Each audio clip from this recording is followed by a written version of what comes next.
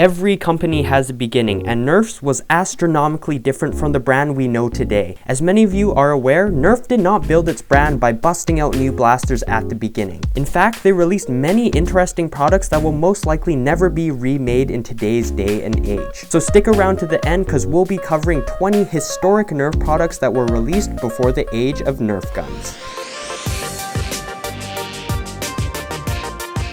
What's going on, everyone? My name is legitbread, bringing you fresh weekly Nerf content every Saturday. From the early 1970s to the late 1980s, we'll see a plethora of Nerf products that target the young and the older, the indoor play and the outdoor play. That's it for the intro, let's jump into this. Starting this all off is Nerf's first product ever made. Here we have the Nerf Ball, first available in 1969 and released on store shelves in 1970. It was advertised as the world's first indoor ball, sporting that unique Nerf foam that was safe for indoor play. It's literally just a foam ball, but there's some rich history behind it. I don't want to go into depth right now, so I'll save that juicy info for a future video. But just as a fun fact, the very first Nerf ball in existence was cut by hand using scissors.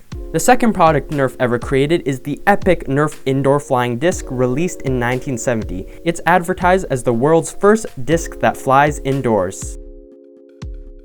Yeah, that's about it. Number 3. Shortly after the Nerf Ball hit store shelves, the new and improved Super Nerf Ball came out in that same year. The original Nerf Ball was such a huge success that it most likely fueled the rapid release of a new ball. The Super Nerf Ball had a 7-inch diameter compared to its original smaller counterpart. Other than that, from my research, I think that was the only difference. That's enough talking about balls. Let's bounce into the number 4 spot with the first version of the Nerf hoop released in '72, the Nerf Hoop. Man, that name just rolls off the tongue. This product has been remade time and time again because it's an easy and safe way to shoot some mini hoops indoors. Next up, we got the Nerf-Mobile toy series in 1973. Back in the early years, Nerf made a lot of toys for younger children, and the Nerf-Mobile line is a good example of this. This is a lineup consisting of 6 different kinds of foam vehicles separated into 2 different categories, the cars and the trucks. Under the car line, there was the bug, racer, and sedan. Under the truck line, there was the pickup, forklift, and tow truck. According to a scan of this ad, they had a retail price of $2.99 each. The whole selling point of these toys are based on how they are fast-rolling foam vehicles, so they wouldn't scratch that expensive wood flooring or table you got. As you can tell, these are very basic and safe toys for children, but I love how they try to spice it all up with this article. Now this first sentence is real special. My mom's been a lot easier to live with since I started driving a Nerf-Mobile. That pesky mother, she's the most difficult one to deal with in the family, not the little kid, of course. He's the epitome of perfection. I love how this article is written in the perspective of the little boy, but it's so obvious that a grown-ass 40-year-old man typed this all up. I wouldn't drive anything but a Nerf-Mobile car, except a Nerf-Mobile truck. All you need is a sponsorship message and this is good to go. But apparently these cars were really successful in the US and were eventually brought over to Canada because nothing says cuddly like a pickup truck, supposedly. Smooth sailing into number 4, the Nerf Glider. Pretty much a gliding airplane version of the Nerf-Mobile. Fast forward a few years and next up we got the Nerf Air Launcher, released in 1976. Throughout Nerf history, this is the very first Nerf product that most closely resembles a blaster of some sort. It came with the Air Launcher itself and a couple of foam rockets. According to this one advertisement, the Air Launcher cost $3.17, but it's hard to say if that was the original average retail price. It's a pretty simple product. It's basically comprised of the air blaster and the front post. Push down the air bladder quickly to build up air pressure and fire off a rocket. It's probably a good stress reliever toy. If someone tells you, man, Boruto is better than Naruto, you say, no! Get the hell out of my house. Number 8, the 1981 Nerf Hot Shots. These were small spring-powered toy cars, the kind that you still see today in like Kinder Surprise toys. There were 3 Hot Shot body styles: Wedge, Sports Car, and Formula Racer. Each car came with a stick shift launcher and a blister card. Basically, you push the back of the car into the post until it's locked in, and when you release the top switch, it fires off the car. They're also made from that signature Nerf foam that's safe and soft. In some ways, you could think of the Hot Shots as the OG Nerf Nitro toy cars of that era. Not gonna lie, the Hot Shots are a little bland, but they get a little more exciting when we transition into number 9, where we see the Nerf Hot Shot Stunt Car set, also apparently released in 1981.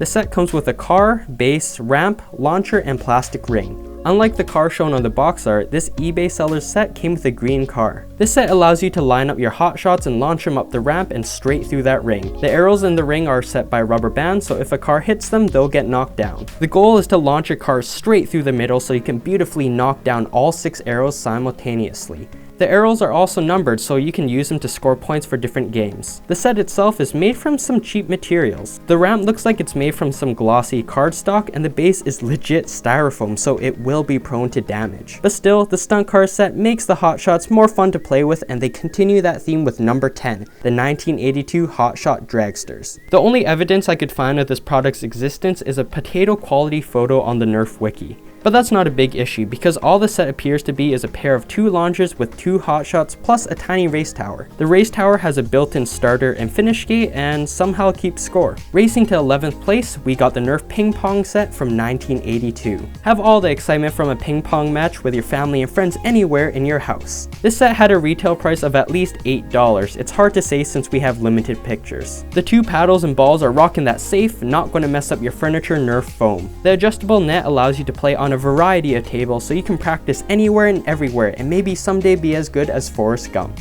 Soaring into number 12 are the 1982 Nerf wrist flyers. They come with 1 wrist mounted launcher and 3 different flyers. You put the launcher around your wrist and the flyer on the front post. Squeeze the air blaster to fire off your Delta wind glider into the horizon. Released in '83, we got number 13, the Nerf boomerang. It's a boomerang made by Nerf. I wonder if these things actually worked. Number 14, the Nerf Motorman. This product raced through history without a trace. Like seriously, I could only find 1 photo of the Motorman on the internet. This product was both released and discontinued in '83, probably making it a very rare and valuable Nerf vintage toy. It's obviously a race car, and if I were to guess, it's likely a wind-up toy. That's all I got for this. Number 15, this is the Nerf Pool Set from 1984. Essentially, you could set up a makeshift pool table on a variety of tables and never have to worry about scratching a thing. Judging from the instructions, there is a lot of setup involved. It's a neat concept, but whether the setup and the gameplay was worth it is another story. Landing in the number 16 spot is the Nerf UFO. This is probably my favorite Nerf product in this video because it's so strange. UFO stands for Unidentified Floppy Object, and it's exactly that. It's a boring, flat, flaccid disc. When one of its selling points is fold it up, put it in your pocket, take it anywhere. That's a good indication to me that the product is a flop.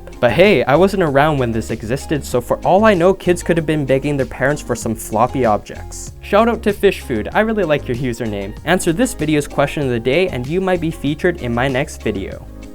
Number 17, the table hockey set, released in 1987. It allowed you to play table hockey indoors. Number 18, Nerf Indoor Golf, released in 1987. It allowed you to play golf indoors. Number 19, Flag Football, released in 1988. It allowed you to play football outdoors.